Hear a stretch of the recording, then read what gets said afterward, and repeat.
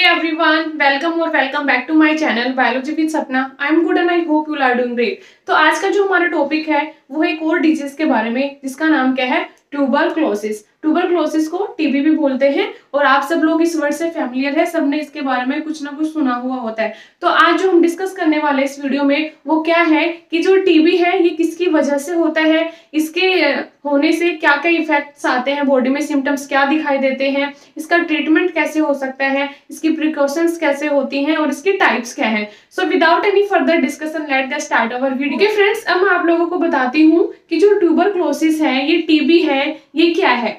जो टीबी होती है जिसको हम क्या बोलते हैं, ट्यूबरक्लोसिस, ठीक है। ये एक बैक्टीरियल डिजीज है और क्या होती है, ये कॉन्टाजियस डिजीज होती है। कॉन्टाजियस का मतलब होता है जो एक इंसान से दूसरे इंसान में फैल जाती है और ये मेनली किसको इफेक्ट करती है, हमारे लंग्स को। ओके इसके अलावा जो ट्यूबरक्लोसिस है सेकेंडरी ऑर्गन्स में जो मेन ऑर्गन जो इफेक्ट करते हैं वो होता है लंग्स, और उसके अलावा जो है ये ब्रेन को भी इफेक्ट कर सकती है, बोन्स को भी इफेक्ट कर सकती है और किडनीज को भी इफेक्ट कर सकती है। तो चलिए हम स्टार्ट करते हैं। देखिए फ्रेंड्स, जो ये ट्यूबरक्लोसिस है, ये टीबी जो है ये क्या है, एक इन्फेक्शियस पल्मोनरी कंडीशन है। पल्मोनरी का मतलब क्या होता है, लंग्स से रिलेटेड। ओके तो जो टीबी होती है सबसे ज्यादा जो लंग्स को इफेक्ट करती है, उसके बाद में ये और ऑर्गन्स में भी हो सकती है, जैसे कि किडनी हो गई, ब्रेन हो गया, जॉइंट्स हो गए, बोन्स हो गए, इन सब में। ओके लेकिन इसका जो मेन पॉइंट होता है इन्फेक्ट करने का उस बैक्टीरिया का, वो क्या होता है, लंग्स को इफेक्ट करना। तो जो ट्यूबरक्लोसिस है ये इन्फेक्शियस पल्मोनरी कंडीशन है जिसके अंदर फॉर्मेशन हो जाती है ट्यूबरकल्स की इन द लंग्स। देखिए मैंने आप लोगों को बताया कि जो टीबी है ये एक पल्मोनरी इन्फेक्शियस कंडीशन है जिसके अंदर ट्यूबरकल्स बन जाते हैं। ओके मैं आप लोगों को डायग्राम से समझाऊं तो जब किसी इंसान को टीबी होती है तो उसके अंदर वो बैक्टीरिया एंटर करता है। ओके वो बैक्टीरिया एंटर करते हैं तो वो ट्यूबरकल्स की फॉर्मेशन बना देता है। ट्यूबरकल्स का मतलब क्या होता है कि वहां पे वो जो बैक्टीरिया जब लंग्स के अंदर जाता है तो वो उन सेल्स को इन्फेक्शन कोज करना शुरू कर देता है, उसकी वजह से सेल्स मरना स्टार्ट कर देती है, जिसकी वजह से छोटे छोटे पैचेस बन जाते हैं डेड टिश्यूज के, जिनको हम क्या बोलते हैं, ट्यूबरकल्स। ओके जैसे ही मैंने लंग्स दिखाए हैं, यहाँ पे छोटे छोटे पैचेस बन गए हैं किनके, डेड टिश्यू के, जिनको हम बोलेंगे ट्यूबरकल्स। जो ये ट्यूबरक्लोसिस होती है ये मेनली किसको इफेक्ट करती है, मैंने आप लोगों को बताया है, ये सबसे ज्यादा इफेक्ट करती है लंग्स को।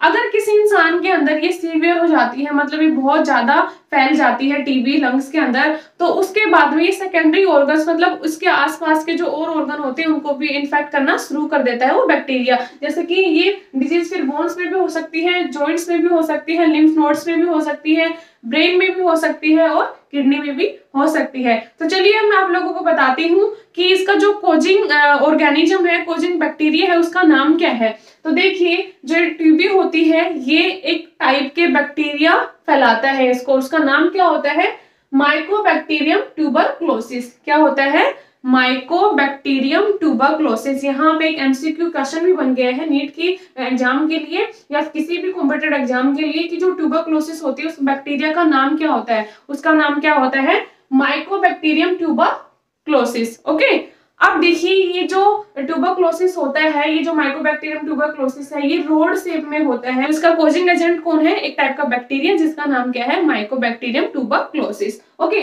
दूसरा इन्फेक्शन बाय, अब ये किस किस तरीके से फैल सकती है टीबी। तो पहला है इनहेल और दूसरा है इंजेक्शन। पहले आप लोग एक बात जान लीजिए कि जो ट्यूबरक्लोसिस जो टीबी होती है ये एक एयरबोर्न डिजीज है। ओके अब ये आगे हम डिस्कस करेंगे कि ये एयरबोर्न कैसे है। दूसरा, ये किसी को टच करने से, उसके साथ खाना खाने से, किसी के क्लोथ्स पहनने से ऐसे नहीं होती, ये सिर्फ एयरबोर्न डिजीज है। ठीक है अब मैं आप लोगों को बताती हूँ कैसे है। तो इसका इन्फेक्शन जो है किस किस वजह से फैलता है, इनहेलेशन की वजह से और इंजेक्शन की वजह से। इनहेलेशन का मतलब देखिए क्या है कि मान लीजिए किसी इंसान को टीबी हो रखी है, ओके, और वो किसी जगह पे जाके उसको स्नीज आ जाती है, मतलब उसको छींक आ जाती है, उसको खांसी आ जाती है, या फिर वो जोर जोर से गाने गा रहा है, किसी से ज्यादा नजदीक आके किसी से बात कर रहा है, तो उसके जो माउथ से जो वाटर ड्रॉपलेट्स निकलते हैं वो क्या हो जाते हैं, वहां पे स्प्रेड हो जाते हैं हवा के अंदर। ओके अब देखिए इसका जो पीरियड होता है इस बैक्टीरिया का, ये 5 से 6 घंटे उस जगह पे रहता है। देखिए थोड़ी देर बाद क्या हुआ कि वहां पे कोई इंसान आया, कोई दूसरा पर्सन आया जिसकी इम्यूनिटी वीक है। तो वो अगर उसके कांटेक्ट में आ जाता है तो उसने क्या किया, जो एक डिजीज्ड पर्सन था जिसको टीबी ऑलरेडी हो चुकी है, उसके अगर पेपर्स वाटर ड्रॉपलेट जो एनवायरनमेंट में ऑलरेडी फैले हुए हैं, अगर उसने इनहेल कर लिए तो चांसेस होते हैं जो इंसान वहां पे आया था उसको भी टीबी होने के चांसेस होते हैं। तो ये होता है इनहेलेशन का मतलब कि इनहेल करने से वाटर ड्रॉपलेट्स जो इन्फेक्टेड पर्सन के इनहेल करने से ये टीबी हो जाती है। दूसरा क्या है, इंजेक्शन। इंजेक्शन का मतलब क्या है, देखिए एक बार एक केस हुआ था कि एक काव जो थी, एक गाय जो थी, उसको टीबी हो रखी थी, ठीक है। अब जब उस गाय का जो दूध पीते थे जो लोग, उन सबको टीबी हो गई। तो उसका दूध पीने की वजह से, मतलब कुछ इंजेस्ट करने की वजह से जो है टीबी हुई। इसका इंक्यूबेशन पीरियड जो होता है वो 2 से 10 वीक्स का होता है। मतलब कि किसी इंसान को तो 2 वीक्स में इसके सिम्टम्स आ जाते हैं, किसी किसी को बहुत लेट आते हैं और लंबा टाइम लेते हैं 10 वीक्स तक का। तो इनका इंक्यूबेशन पीरियड होता है ट्यूबरक्लोसिस के सिम्टम आने का 2 से 10 वीक का। फ्रेंड्स, अब मैं आप लोगों को बताती हूँ कि जो टीबी होती है इसकी 2 स्टेजेस होती हैं, या आप लोग बोल सकते हो इसकी 2 टाइप्स होती हैं। कौन कौन सी? एक तो होती है लेटेंट और दूसरी होती है क्या, एक्टिव स्टेट। ओके, अब देखिए लेटेंट से पहले भी एक आ जाती है एक्सपोजर स्टेट। इसमें क्या होता है कि कोई इंसान किसी इन्फेक्टेड पर्सन के एक्सपोजर में आ जाता है तो उसकी वजह से जो डिजीज होती है, जो उसकी वजह से जब टीबी होती है, उसको बोलते हैं एक्सपोजर स्टेज। ओके, अब लेटेंट स्टेज में क्या होता है, इनएक्टिव स्टेट। लेटेंट का मतलब क्या होता है, इनएक्टिव स्टेट। इसमें क्या होता है कि किसी इंसान को अगर ये टीबी हो जाती है तो उसके सिम्टम्स अपीयर नहीं होते, किसकी वजह से, उसके इंसान की अगर इम्यूनिटी स्ट्रॉन्ग है तो उसकी वजह से उसके सिम्टम्स नहीं आते और वो इनएक्टिव स्टेट में रहती है। ओके, दूसरा है एक्टिव टीबी। एक्टिव टीबी का मतलब क्या होता है, इसके सिम्टम्स जो है इंसान के अंदर शो होते हैं। तो टीबी कोई सी भी हो, लेटेंट हो चाहे एक्टिव हो, दोनों ही कंडीशन में ट्रीटमेंट लेना बहुत ही जरूरी होता है, नहीं तो ये अदर ऑर्गन्स को भी इन्फेक्ट कर सकती है। और अगर ये लंग्स के अंदर ही है, अगर उसका इलाज नहीं हुआ तो पूरी तरीके से लंग्स को डैमेज कर सकती है, जिसकी वजह से इंसान की डेथ भी हो सकती है। ओके, अब मैं आप लोगों को बताती हूँ कि कौन कौन से फैक्टर्स जो है इसको इन्फ्लुएंस करते हैं, मतलब इसको बढ़ावा देते हैं, किसकी वजह से ये हो सकती है। एज, इसमें क्या है कि मान लीजिए 2 बंदे हैं, ठीक है, एक तो है थोड़े से बुजुर्ग आदमी और एक थोड़ा सा जवान बच्चा है, ठीक है। अब वो दोनों ऐसी जगह पे खड़े हैं जहां पे कोई इन्फेक्टेड पर्सन आया था, जिसने वहां पे छींका था या खांसा था, जिसकी वजह से उसके वाटर ड्रॉपलेट्स जो थे वो वहां पे स्प्रेड हो रखे थे। तो चांसेस क्या है, किस इंसान में ज्यादा चांस है ये होने के, तो जो बुजुर्ग आदमी है इन कंपैरिजन टू जो जवान आदमी वहां पे खड़ा था उसके कंपैरिजन में, जो बूढ़े बुजुर्ग इंसान है, जो दादाजी हम बोल सकते हैं उनको, वो है, उनको ये ज्यादा होने के चांसेस रहेंगे। तो जो ज्यादा एज ग्रुप के लोग होते हैं उनमें ये ज्यादा हो सकती है। दूसरा है इम्यूनिटी।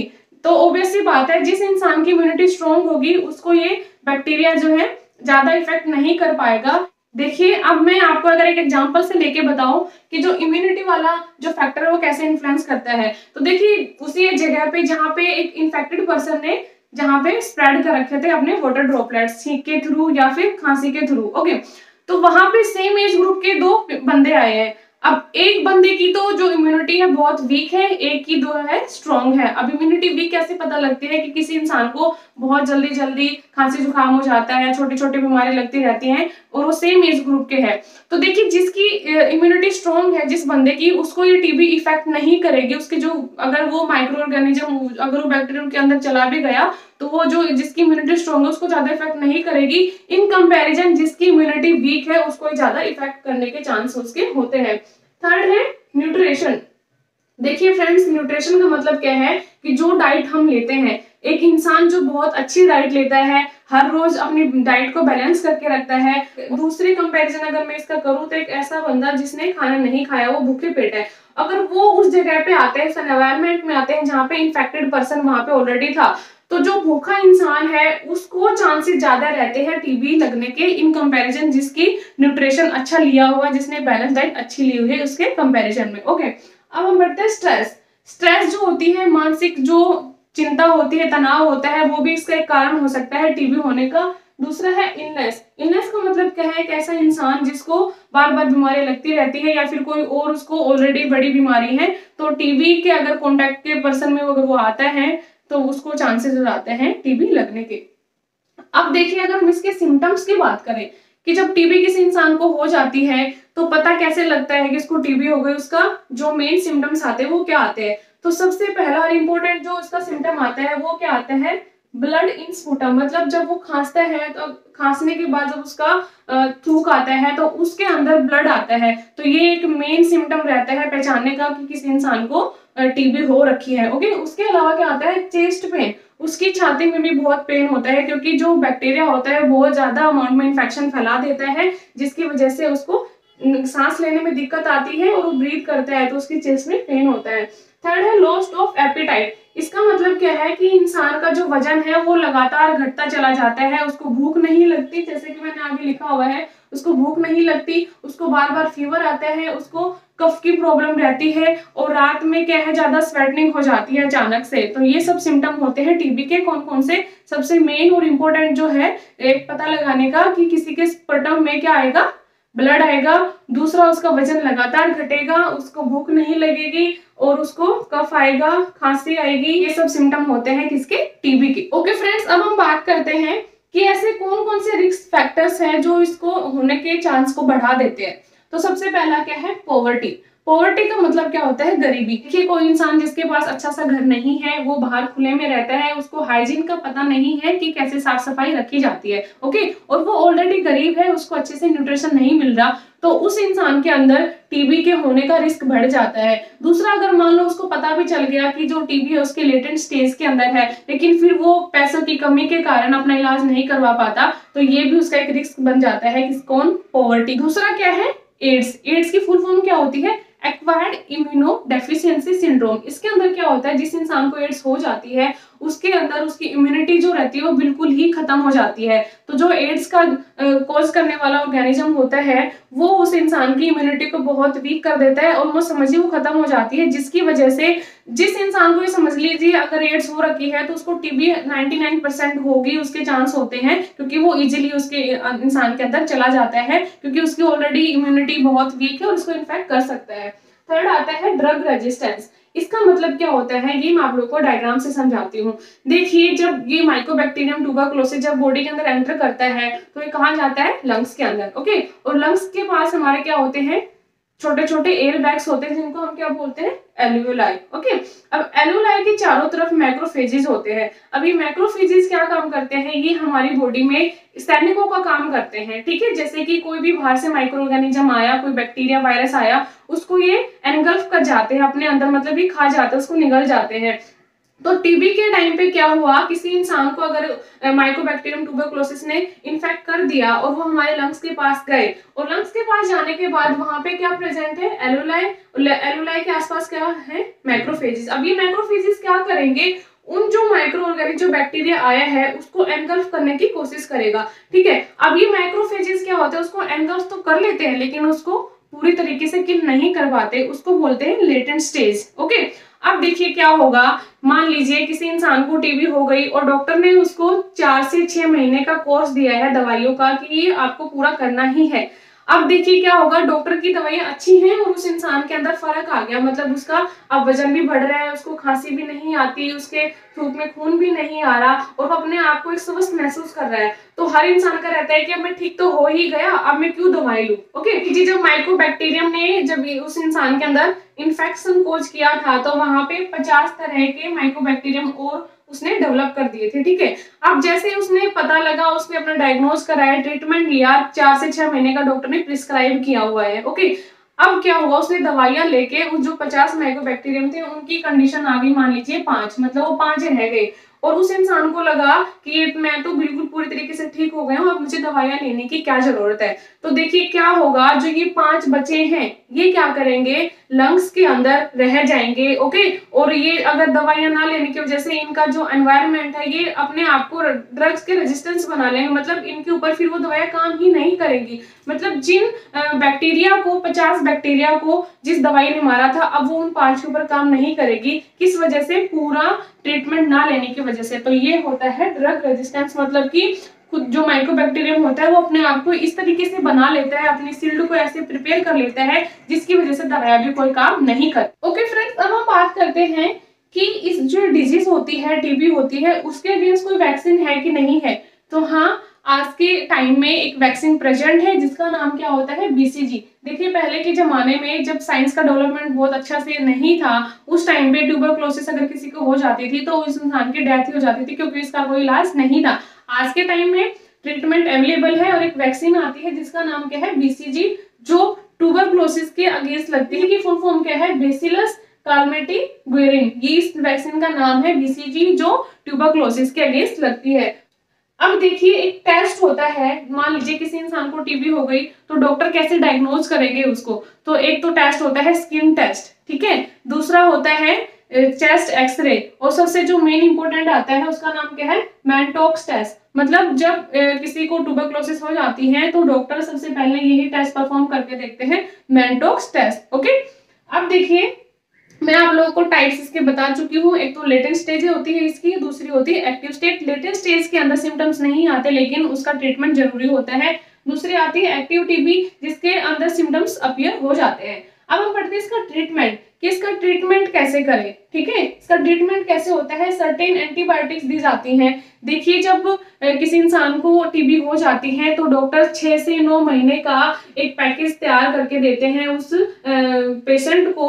उसको वो लगातार वो एंटीबायोटिक्स लेनी होती है उस ट्यूबरक्लोसिस के माइकोबैक्टीरियम को किल करने के लिए। तो इसका ट्रीटमेंट यही है कि एंटीबायोटिक्स दी जाती है उस इन्फेक्शन को खत्म करने के लिए, जो होती है 6 से 9 महीने तक उस इंसान को लेनी पड़ती है। अब अगर इसकी प्रिवेंशन की बात करें तो जैसे मैंने आप लोगों को बताया कि ये एक एयरबोर्न डिजीज है, ये एयर हवा के कांटेक्ट में आने से फैलती है। जो इंसान ने किसी ने छींका है, खांसा है, जिसको टीबी हो रखी है, अगर वो ही उस एनवायरनमेंट में कोई हेल्दी इंसान चला जाता है, उस एयर के कांटेक्ट में आ जाता है, तो उसके जो वाटर ड्रॉपलेट्स उसके इनहेल करने की वजह से जो है दूसरे हेल्दी इंसान को डिजीज ये होने के चांस हो जाते हैं। तो इसकी प्रिवेंशन क्या है कि अगर मान लो किसी इंसान को पता है कि इसको टीबी है तो उसकी खुद की ड्यूटी बनती है कि किसी और इंसान को वो ना फैलाए।